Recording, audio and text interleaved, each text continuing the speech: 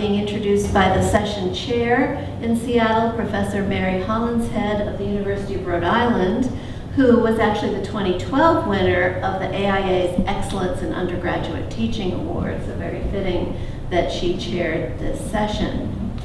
And here Lindsay is with her worthy cohort at the session, and I just have to ask, is it my imagination, or does Amherst's own Lindsay stand head and shoulders above all the others? But I'll let you judge that for yourself. So, Lindsay, I'm so happy you're doing this for us.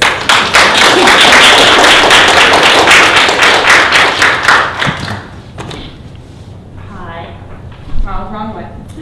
So this afternoon, I'm excited to talk about a topic, as Pam discussed, that I kind of find particularly compelling and had a chance to work on for an extended period of time.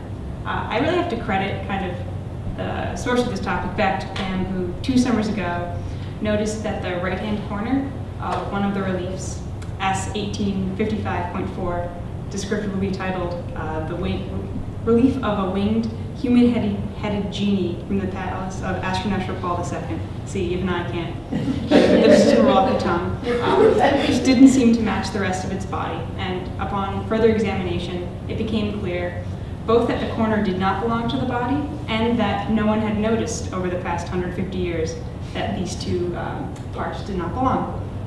Kind of in order to examine and to explain the unnoticed incongruity, I'll need to give you some background on the history of the reliefs from the Northwest Palace of Ashur-Nashir Paul II, from their origin in Nimrud, present-day Iraq, to their place in many college collections, especially Amherst's own. After, I'll discuss the relief's upper right-hand corner and explain where and how it likely lost its proper, now missing piece.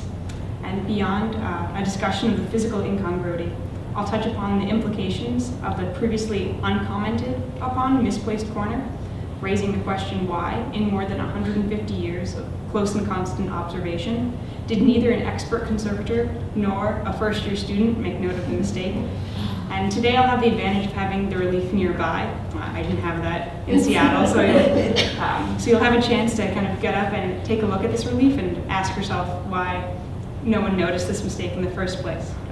For a brief description of what you'll see later or might have already have seen, this relief, Amherst College S1885.4, which is really the most convenient way to make note of it, is approximately 7.5 feet tall by 7 feet wide and depicts a winged horned genie facing to the right, believed to represent a sacred pollination ritual rather. He's holding a sacred vessel or basket in his right hand and a cone, likely a date plant, in his outstretched left.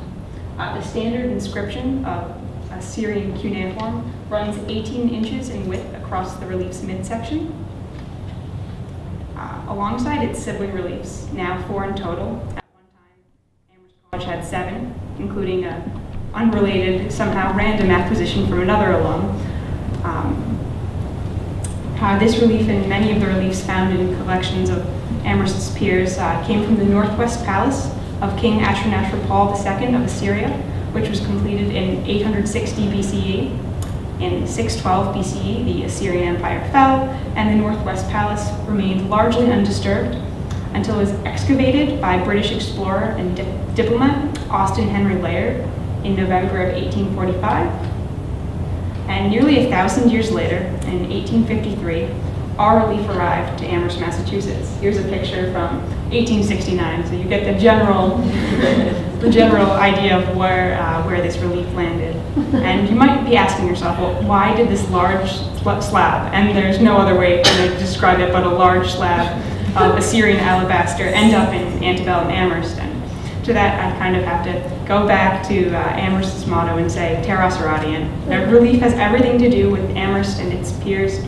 Start as schools aimed at preparing young Christian men for the ministry. In the 1850s, during the tenure of renowned clergyman and geologist President Edward Hitchcock, a central part of the college's mission was to accommodate both faith and knowledge in higher education. And in the mid-19th century, Amherst produced many men trained for missionary work. And of course, Amherst wasn't alone in this focus on preparing men for the ministry, and it should be no surprise that Dartmouth and Bowdoin colleges and Yale University still house probably most similar and comparable impressive suites of relief that were required at the same time as Amherst's own.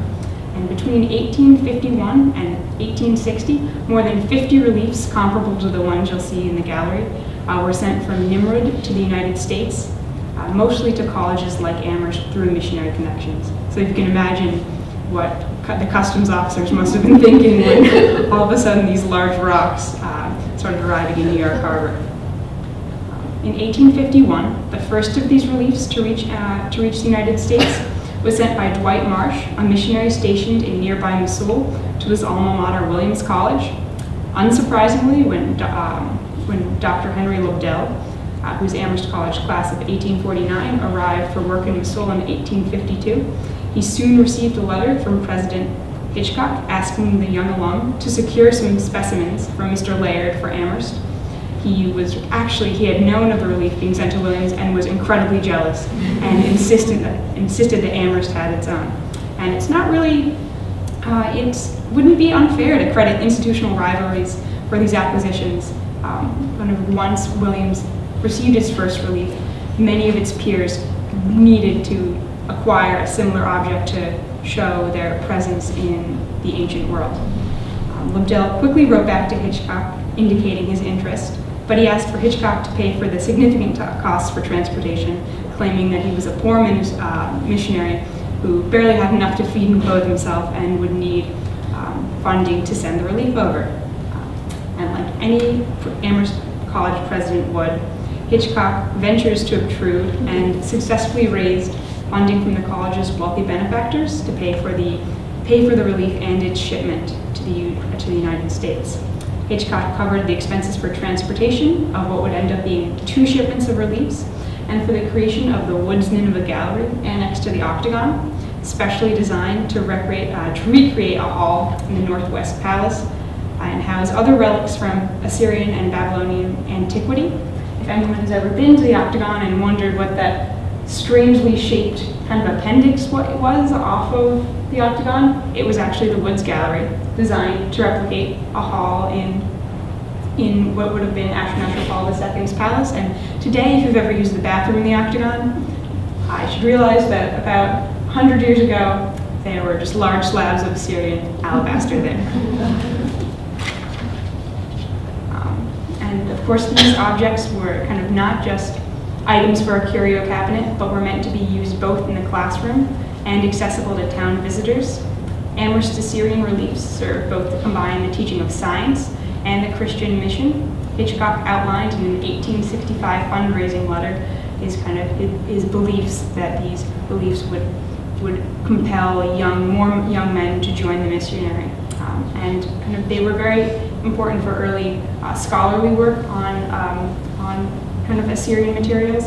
In 1872, William Hayes Ward made the first translation of Ashurnashirpal's standard inscription from his study of Amherst's suite of reliefs. This inscription, as I've mentioned before, is written across the midsection and is basically a chance for Ashurnashirpal II to proclaim to everyone what a great and powerful king he was. Since the Mead opened in 1949, the Assyrian reliefs have been on permanent display in a gallery constructed like Nineveh Gallery to replicate a hall in the Northwest Palace. However, the reliefs have not always been as specially and prominently displayed as they once were in the Woods Gallery and now are here at the Mead.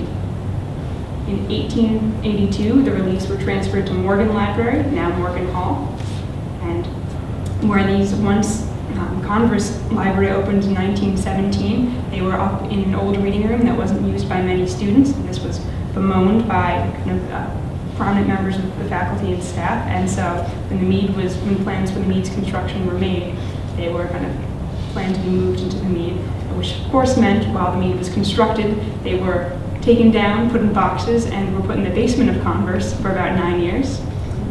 But they have now been restored to a prominent position on campus. Still, despite being a part of one of the most viewed and conserved objects in the Mead, the interloping right-hand corner, which you can see in this slide, clearly has just gone unmentioned for the past 150 years. However, it is clear, at least to Pam and I, that this corner does not belong to the relief's body. First, the corner just simply does not fit. Kind of taking a close up of this corner, which we'll get a less fuzzy picture of in a bit, and we can go into the galleries. One can just see that it does not belong. Most distinctly, the needles in the cone do not match. Those in the genie's hand are much larger than those in the interloping slab. One can see that the sacred tree in the right corner is not the same as the tree for the rest of the body. The curlicues just don't match up, and there are too many little circles. I think that's the best term that Pam and I could come up to describe with in the interloping relief. We'll take a closer look at the curlicues and at the pine cones in the gallery, and if you have any sort of questions about this, you can feel free to ask me about that den. And kind of after deciding that our observations were not bunk, which was easier said than done, that the right-hand corner did indeed not belong, Pam and I thoroughly examined the Mead's archives to try to determine where and when the interloping corner ventured to obtrude into this relief. And it seems there was never a before or after switch at Amherst. There is no record or mention of the misplaced corner, nor is there any evidence suggesting that this corner was switched while at Amherst. All photos depict the relief as is, with the faulty corner, and it became clear that the relief arrived incorrectly inserted corner and all at Amherst. This realization raised a larger question: what happened to the corner, which first led to where did the relief come from, and how did it get here? A tempting answer would be to simply say that this is an ancient relief made a long time ago, and we could have just labeled the incongruity a mistake made by a craftsman on site in ancient times. But Pam and I think rightly, could not subscribe to this. Being introduced at the session.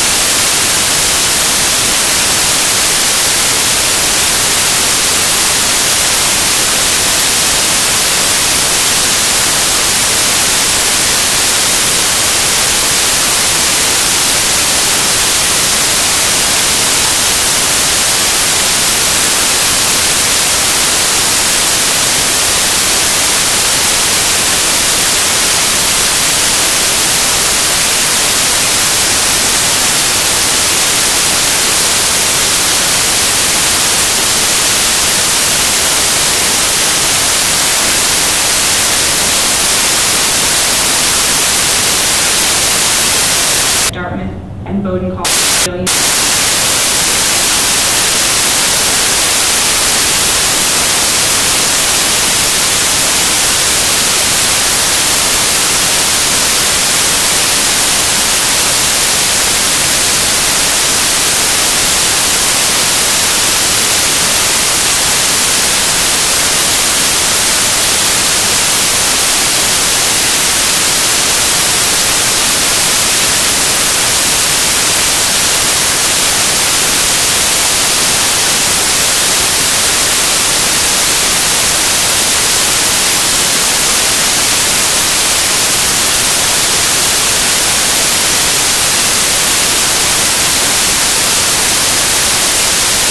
Of 18.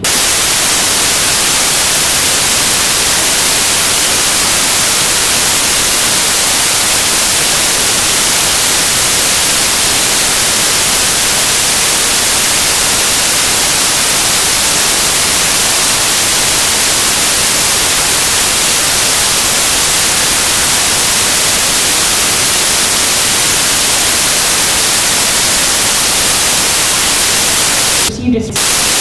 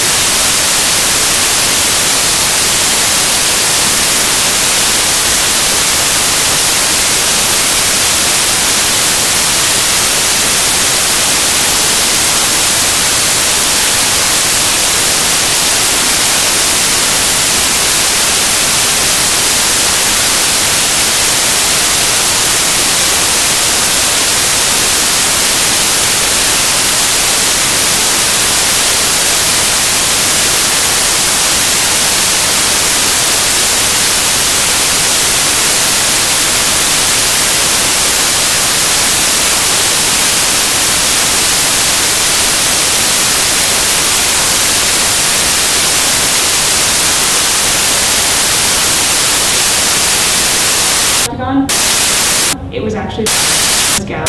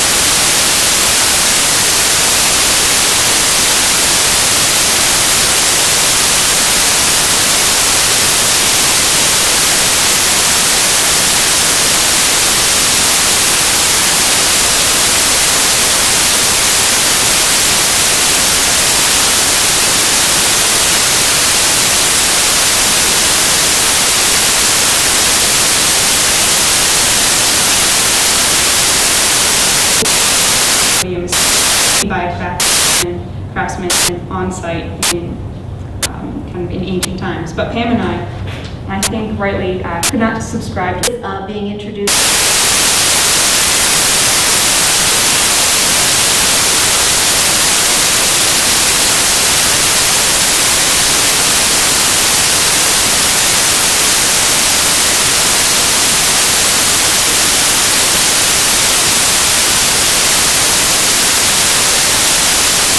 The co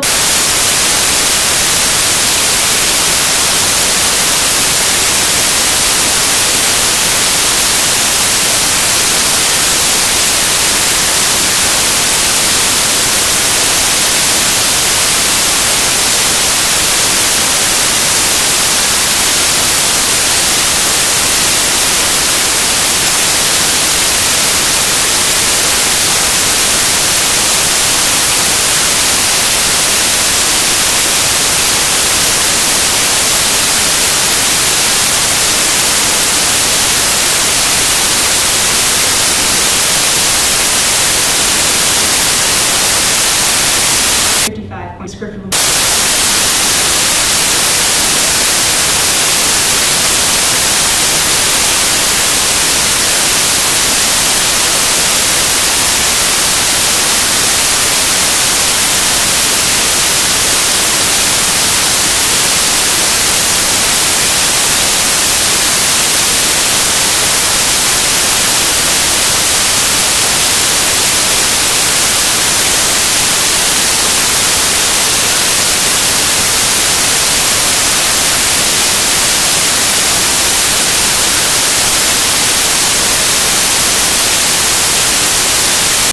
their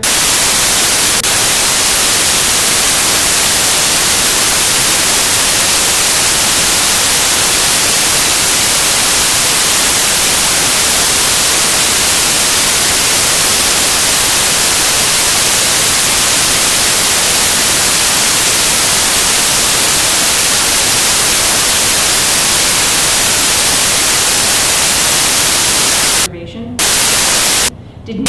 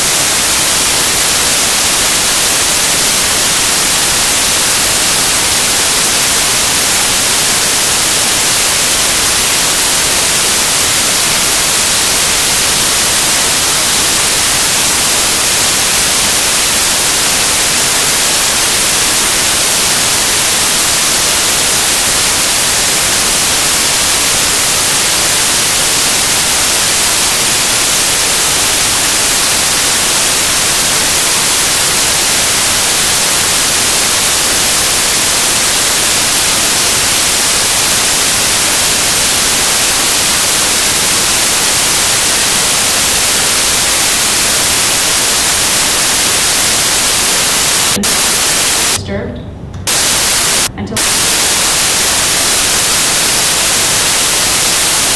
being introduced in Seattle, Professor Mary of the University of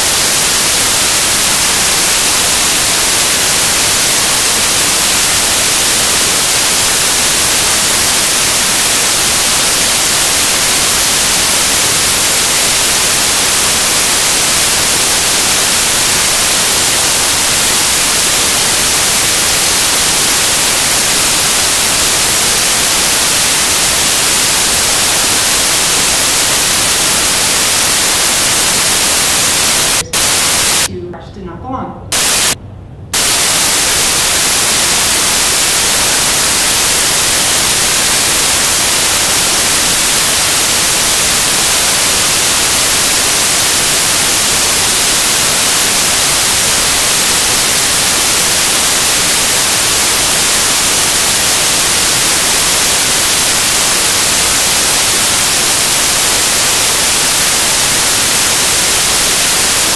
And beyond question, I'll touch upon the implication of the previously uncommented upon misplaced corner.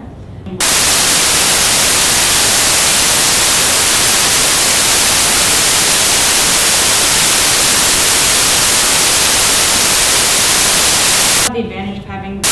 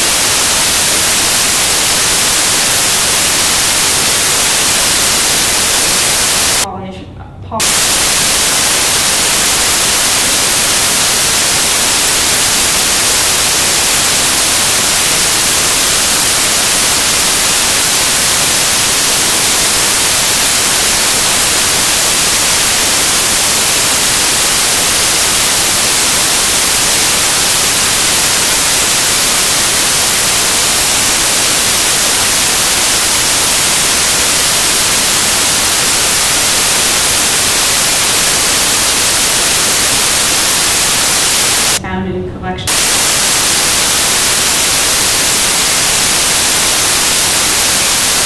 Completed.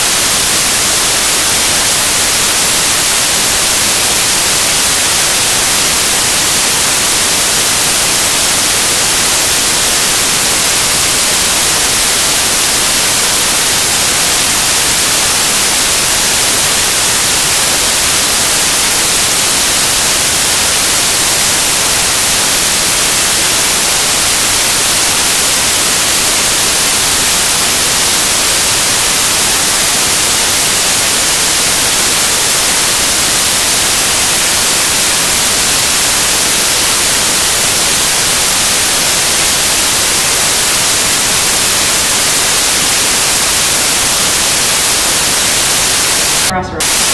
That really has everything to do with